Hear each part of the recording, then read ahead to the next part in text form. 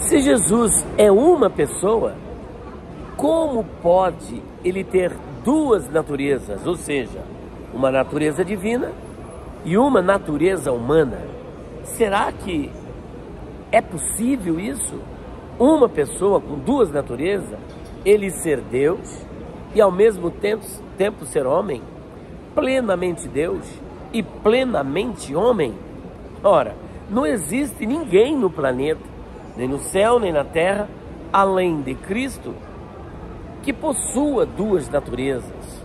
Nem o Pai, nem o Espírito Santo, nem arcanjo, nem serafim, nem mesmo os quatro seres viventes. Ninguém possui duas naturezas. Mas é ensinado que Jesus tinha duas naturezas. E vale lembrar que essa questão sobre as duas naturezas de Jesus sempre foi combatida na história do cristianismo. É sobre este assunto que nós iremos tratar, e não somente este. Nós vamos tratar também da doutrina Theotokos. Doutrina Theotokos proposta por Cirilo e combatida por Nestório, pelo nestorianismo. Vamos tratar também dos neo-arianos, como por exemplo os TJs, Testemunhas de Jeová, que não acreditam na divindade do Senhor Jesus Cristo, Ele como Deus Todo-Poderoso. Acreditam que Ele é Deus, mas Deus de uma categoria inferior. Será que isso é verdade? Agora, como pode uma pessoa, duas naturezas? Natureza teantrópica. A questão sobre a união hipostática. Gente, este vídeo é extremamente teológico, pois vamos tratar da pessoa de Cristo, a cristologia. Eu conto com você, vem comigo. Senhor nosso Deus e nosso Pai, mais uma vez queremos te agradecer e te louvar pela tua graça, fidelidade, amor e misericórdia. Te louvo por essa oportunidade singular de estar aqui, Senhor, para falar da tua palavra. Capacita-nos, dá-nos sabedoria, dá sabedoria ao teu povo, a fim de que juntos possamos aprender mais acerca do seu Filho, da pessoa do seu Filho e da tua palavra, em nome de Jesus. Pessoal, vocês estão ouvindo muito barulho. Eu estou chegando de viagem, rodei em algumas cidades de Minas Gerais e estou aqui no aeroporto de Confins, aguardando o meu voo, que sairá às 19 horas. E por que não, né? Enquanto assovia, bacana, não é verdade? Tem um adágio mineiro aqui que diz o seguinte: enquanto você descansa, carrega a pedra. Então, bora trabalhar. E eu já quero mandar aqui um beijo e um abraço para minha esposa Débora Soares, para Abigail Soares, para o Davi Soares, para todos os irmãos amados aqui das várias cidades que passamos aqui em Minas Gerais, enfim, para todos os amigos aqui do canal PRL Soares Oficial. Bom, pessoal, nós temos, inclusive, a revista da Escola Dominical, que é a 7ª lição do primeiro trimestre de 2025, cuja revista tem o seguinte título: As naturezas humana e divina de Jesus. É dentro desse escopo que nós vamos trabalhar. Vamos trabalhar essa questão muito especial. É sugerido aqui o texto de Romanos capítulo 1 e também Filipenses capítulo 2, versículos 5 e 6. Aqui está escrito o seguinte: Paulo, servo de Jesus Cristo, chamado para apóstolo, separado para o Evangelho de Deus, o qual antes havia prometido pelos seus profetas das Santas Escrituras, acerca de seu filho, que nasceu da descendência de Davi segundo a carne. Bom, a primeira informação que nós já temos aqui no versículo número 2 e 3 é que Jesus é da descendência de Davi segundo a carne. Logo, a primeira informação é de que Jesus tem uma natureza humana. Nasceu de uma mulher. Versículo 4, declarado Filho de Deus. Gente, isso aqui é polêmico. Declarado Filho de Deus em poder, segundo o Espírito de santificação, pela ressurreição dos mortos, Jesus Cristo nosso Senhor. Alguns entendem que essa questão de filho surgiu em decorrência da ressurreição, quando ele é ressuscitado com o corpo glorificado e imortal. Então alguns entendem que essa questão de filiação ela surge aí, filho, né? Surge aí, é muito polêmico isso, né? Porque Jesus é da mesma natureza do Pai, é eterno, é autoexistente, mas nós vamos deixar essa polêmica para um outro momento, porque o poço é mais fundo. Nós vamos ficar aqui na nossa superfície, mexer com isso não. Bora agora para Filipenses capítulo 2, versículo 5 em diante. De sorte que haja em vós o mesmo sentimento que houve também em Cristo Jesus. Havia aqui uma pequena polêmica aqui sobre uma possível empáfia. E Paulo escreve para essa igreja. A igreja de Filipos era uma igreja muito abençoada. Abençoou demais o ministério de Paulo. E essa igreja começa então com quem? Começa com Lídia, vendedora de púrpura, lá de Tiatira, da Ásia Menor. E essa igreja começa ali em Filipos, muito abençoada. Paulo escreve essa carta. E agora aqui, para amainar um pouquinho os ânimos daqueles que estavam se achando, ele diz, olha, de sorte que haja em vós o mesmo sentimento que houve também em Cristo Jesus, que sendo em forma de Deus, não teve por usurpação ser igual a Deus, mas aniquilou-se, olha só, a si mesmo, tomando a forma de servo, fazendo-se semelhante aos homens, olha que tremendo, fazendo-se semelhante aos homens, e achado na forma de homem, humilhou-se a si mesmo, sendo obediente até a morte e morte de cruz. Pelo que também Deus o exaltou soberanamente e lhe deu o nome que é sobre todo nome, para que ao nome de Jesus se dobre todo o joelho dos que estão nos céus e na terra e debaixo da terra, e toda língua confesse que Jesus Cristo é Senhor, para a glória de Deus Pai. Bom, vamos à nossa lição então. A natureza teantrópica de Jesus, ou seja, as duas naturezas, humana e divina, ela é a doutrina bíblica. Ela não somente é uma doutrina bíblica, como também é uma doutrina basilar defendida pelo cristianismo ortodoxo. Bom, como nós já citamos no início, sempre existiu e sempre existirá seitas e heresiarcas que procuram de todas as formas, ora, combater a natureza humana de Cristo, ora, combater a natureza divina de Cristo. Nós chamamos isso de natureza teantrópica, ou seja, porque Jesus reúne na sua pessoa duas naturezas, uma humana e uma divina. Então as seitas, quando não combatem a humanidade de Jesus, procuram combater a divindade de Jesus. Isso sempre existiu e não deixará de existir. Mas é importante salientar, de acordo com o próprio pastor Ezequias Soares, que é o comentarista da revista deste trimestre, na sua obra sobre um comentário exegético acerca da Testemunha de Jeová, ele diz que 2/3 do Novo Testamento, preste atenção, 2/3 do Novo Testamento foi escrito para combater os falsos ensinos. Gente, 2/3, nós estamos falando, número redondo, 70% do Novo Testamento foi escrito para confrontar os falsos ensinos. Então veja a importância da questão da defesa da fé, da questão da apologética, que é justamente deste expediente que nós estamos aqui nos servindo. Então perceba uma coisa, a Bíblia afirma e sustenta que a divindade coexiste em três pessoas. A Bíblia afirma e sustenta que a divindade coexiste em três pessoas: pessoa do Pai, pessoa do Filho e na pessoa do Espírito Santo. Agora, destas três pessoas, a única que possui uma natureza teantrópica, a única que tem uma natureza teantrópica é Jesus. Ele une na sua pessoa as duas naturezas, a natureza divina e a natureza humana, de acordo com os textos que nós já lemos aqui, né?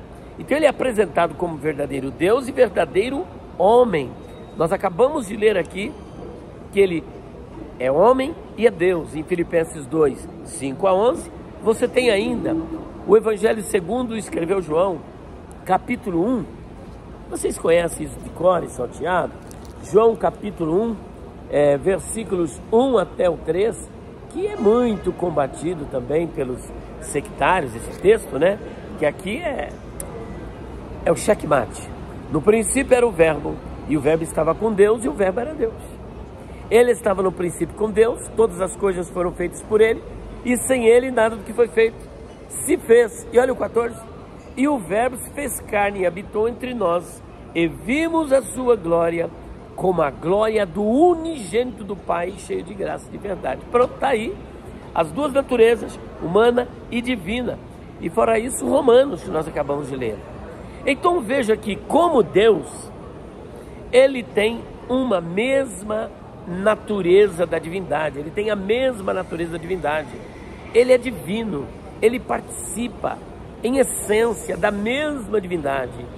O Filho é Deus, o Pai é Deus, o Espírito Santo é Deus.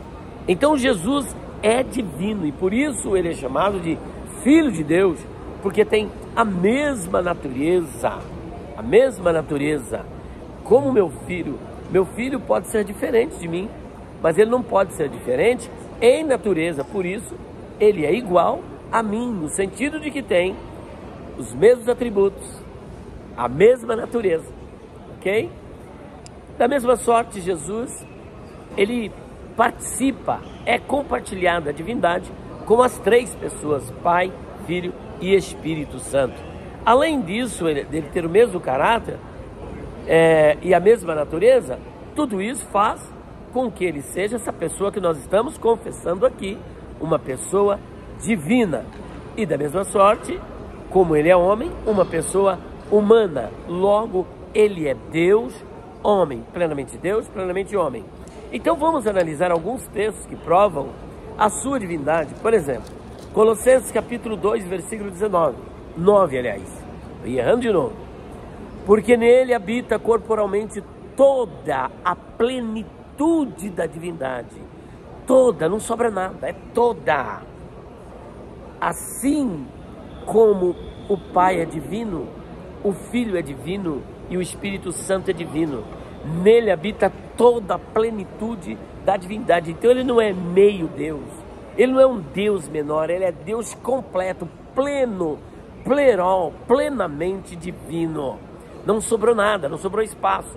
As três pessoas têm esta mesma natureza divina. Além deste texto, eu anotei aqui alguns outros. João 1, 1 a 3, que nós já acabamos de ler. João 5,16 até o versículo 18, que nós já lemos num outro vídeo, mas como disse Paulo em Filipenses 3, não me canso de dizer-vos as mesmas coisas, e é segurança para vós. Olha só, 16, capítulo 5, versículo 16 até o 18. E por essa causa os judeus perseguiram Jesus e procuravam matá-lo. Vamos saber por quê? Porque fazia essas coisas no sábado.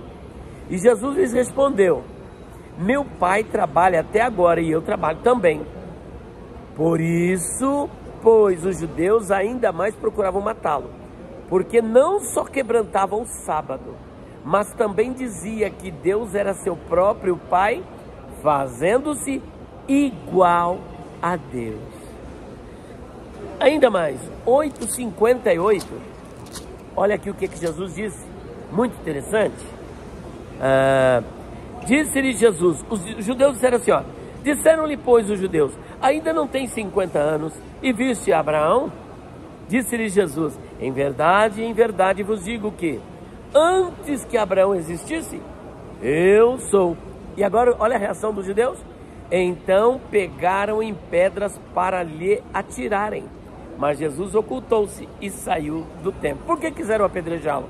Porque aquilo, aos ouvidos dos judeus, que eram monoteístas, e até hoje são monoteístas, absolutistas, porque levam ali, arriscam Shema Israel, Yahvé Eloheinu, Yahvé Echad, que está em Deuteronômio 6,4, ouve Israel, seu Senhor Deus é um único, ele é um só. Então eles não aceitam mais uma pessoa na divindade. Jesus falando isso, ele estava se declarando Deus. O ego eimi, se identificando como Erié, Asher Erié, lá de Êxodo capítulo 3, versículo 14. Então, pedra nele, ele não pode ter mais de uma pessoa na divindade. E ainda, João capítulo 1 a 3, ou melhor, João capítulo 8, 58, Tito 2, versículo de número 13. Pessoal, aqui foi tudo de improviso, só para não deixar sem a live. Então nós fizemos aqui tudo na base do improviso, e por esta razão é assim mesmo, tá? Tito capítulo 2, versículo de número 13. Olha só o que está escrito aqui. Aguardando a bem-aventurada esperança e o aparecimento da glória do grande Deus e nosso Senhor Jesus Cristo. Portanto, não temos nenhuma dúvida de que Ele é Deus. Existem alguns pontos polêmicos aqui. Alguns acham que o título Filho do Homem descreve a humanidade. Mas existem um número muito grande de teólogos que entendem que essa expressão Filho do Homem tem a ver com a divindade. Filho do Homem, aplicado a Ezequiel, é um homem mesmo. Mas aplicado a Jesus, principalmente numa perspectiva escatológica, tem a ver com a sua divindade. Vamos ver isso? Daniel capítulo 7. E aí vamos passar para outras questões.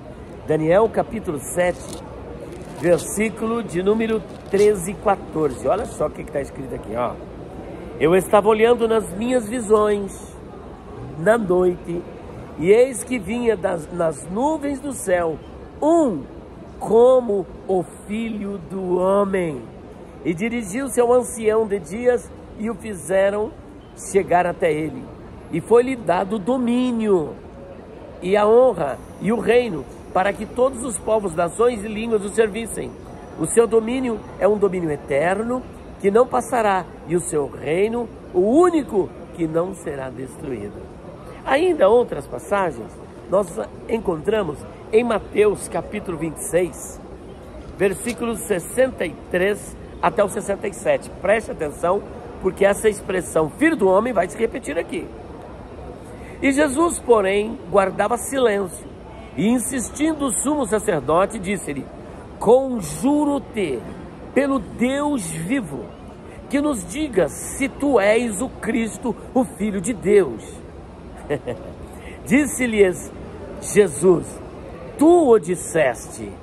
Digo-vos, porém, que vereis em breve quem? O Filho do Homem assentado à direita do Todo-Poderoso e vindo sobre as nuvens do céu. Quando Jesus disse isso, sob juramento, invocando o tetragrama aí, Yahvé, olha a reação dos judeus. Então o sumo sacerdote rasgou as suas vestes, dizendo: blasfemou. Para que precisamos ainda de testemunhas? Eis que bem ouvistes agora a sua blasfêmia. Que vos parece? E eles respondendo disseram: é réu de morte. Então cuspiram-lhe no rosto e lhe davam murros, e outros o esbofeteavam. Tem mais? Tem. Apocalipse 14, 14. E eu quero deixar para reflexão, para discussão em sala de aula, discutir aí com os professores acerca desse ponto aqui. 14, 14 está escrito assim: e olhei, e eis uma nuvem branca, e assentado sobre a nuvem, semelhante ao Filho do Homem, que tinha sobre a cabeça uma coroa de ouro e na mão uma foice aguda. Portanto, há aqui margem para discussão se essa expressão Filho do Homem tem a ver com a humanidade ou tem a ver com a divindade. Pela leitura que eu fiz, eu estou inclinado a pensar que é uma expressão que aponta a sua divindade e não a sua humanidade. Mas, com a palavra, os universitários, os teólogos, os pensadores e você, professor, para discutir aí em sala de aula, ok? Vamos para a questão agora de Jesus como homem, porque estamos falando da natureza teantrópica de Cristo. Como homem, nós temos Gênesis capítulo 3, 15, a promessa de que ele nasceria de uma mulher. Deuteronômio capítulo 18, 15 a 18, o próprio Moisés dizendo que o Senhor suscitaria um profeta semelhante a ele. Isaías 7, 14, a promessa de que a virgem ela daria um filho, hein? Daria um filho, e o seu nome seria Imanuel. E a confirmação disso está em Mateus capítulo 1, versículo de número 20 até o 23. Ainda temos Miqueias 5:2, falando da origem dele como homem, que nasceria em Belém de Efrata. Mateus 1:18, o anjo aparece, então, falando com Maria, dizendo que ela ia gerar um filho. E ainda do 20 até o 23, ele falando com José. Lucas capítulo 1, versículo 26 até o versículo 31, fala do nascimento de Jesus, do nascimento virginal de Jesus, da concepção virginal, porque ela era virgem quando concebeu, né? Concebeu. E quando ele nasceu de uma virgem também. Ainda Gálatas 4:4, que ele nasceu de mulher, nasceu debaixo da lei para remir os que estavam debaixo da lei. Hebreus capítulo 2, é importante lermos esse texto. Hebreus capítulo 2, versículo 15. É 2 mesmo? Deixa eu ver aqui. 2, versículo 14. E visto como os filhos participam da carne e do sangue, também ele participou das mesmas coisas, para que pela morte aniquilasse o que tinha o império da morte, isto é, o diabo. Agora o 4:15, olha só que interessante. Porque não temos um sumo sacerdote que não possa compadecer-se das nossas fraquezas, porém um que, como nós, em tudo foi tentado, mas sem pecado. 1 Timóteo, capítulo 2, versículo 5, mostra que Jesus é homem.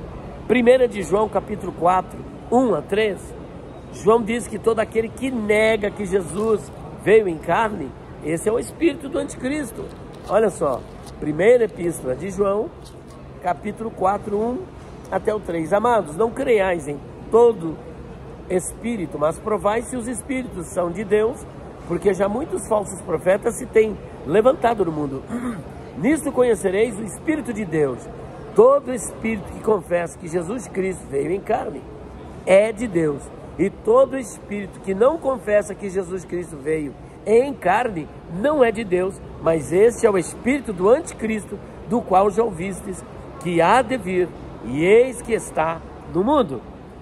Portanto, temos aqui vários textos. As duas naturezas de Jesus, a natureza teantrópica, estão unidas para sempre. Essas duas naturezas estão unidas para sempre em Cristo. Não haverá um momento em que essas duas naturezas irão se separar. A isto nós damos o nome de união hipostática. Duas naturezas unidas em uma mesma pessoa. Deus estava em Cristo reconciliando o mundo consigo. Mas é importante salientar que Deus não foi gerado por Maria. Aqui nós estamos entrando numa doutrina divulgada por Cirilo, que é a doutrina Theotokos, que até hoje a ICAR, Igreja Católica Apostólica Romana, abraça e propaga, que Maria é mãe de Deus, é a doutrina Theotokos. E infelizmente, existem alguns teólogos de confissão reformada, e até não de confissão reformada, que continua afirmando essa doutrina Theotokos, que Maria é realmente a mãe de Deus. É importante salientar que Jesus é Deus, homem. Maria não gerou Deus. Deus estava em Cristo quando foi gerado por Maria. Mas Deus não foi gerado, não passou a existir no ventre de Maria. Quem passou a existir no ventre de Maria foi a humanidade de Jesus e não a divindade. A divindade, olha só, é incriada, autoexistente, transcendente, ela é eterna. Olha o Salmo 90, versículo de número 2, o Salmo 90, que é o salmo mais antigo da Bíblia, escrito por Moisés. Olha o que ele diz: antes que os montes nascessem, ou que tu formasses a terra e o mundo, sim, de eternidade a eternidade, tu és Deus. Então como que ela pode ter gerado a divindade, se ela foi gerada pela divindade? Portanto, Nestório, quando combate a doutrina Theotokos, ele está correto, né? Ele foi acusado de que ele criou uma pessoa para a humanidade e outra pessoa para a divindade. Por isso, ele foi excluído, foi considerado como herege. Mas ao combater essa doutrina de Cirilo, que era justamente a doutrina Theotokos, corretíssimo, porque Maria não é mãe de Deus, é mãe de Jesus enquanto homem. Foi da doutrina Theotokos, olha só que interessante, que surgiu a mariolatria, que até hoje continua dentro da Igreja Católica. Adoração a Maria, como sendo a mãe de Deus, a medianeira, aquela que ascendeu aos céus. Eles dizem que Maria não morreu, ela foi assunta aos céus, e o capítulo 12 de Apocalipse, aquela mulher vestida de sol, eles dizem que é Maria que subiu aos céus. Gente, pasmem. Aí existe até uma frase entre eles que diz o seguinte: olha, pede para a mãe que o filho atende. Gente, vamos ficar com aquilo que a Bíblia diz. E a Bíblia diz que Jesus tem uma natureza teantrópica. Ele é Deus e ele é homem. Verdadeiramente Deus, verdadeiro homem. Tem essa natureza teantrópica. Ele também tem uma união hipostática. Existe uma união hipostática. As duas naturezas estão unidas em uma só pessoa. Não existem duas pessoas. Quando Cristo morreu, quando o Senhor Jesus morreu, morreu o homem, não Deus. Ah, mas então houve uma ruptura? Não houve uma ruptura da união hipostática? Não. Quando nós morremos completamente? Não. Morre o corpo, fica a alma. A alma pertence à natureza humana. E a alma de Jesus continuou conectada à divindade. Portanto, não houve ruptura da união hipostática. Continuou conservada tanto a natureza teantrópica como a união hipostática. Agora, pelo fato dele ser Deus-homem, não faz de Maria a mãe de Deus. Portanto, a doutrina Theotokos, como foi combatida por Nestório, é combatida pela Bíblia, e nós devemos combater e não aceitar. Maria não é mãe de Deus, da divindade, é mãe da humanidade, porque ela é humana, não pode gerar uma divindade, tá entendendo?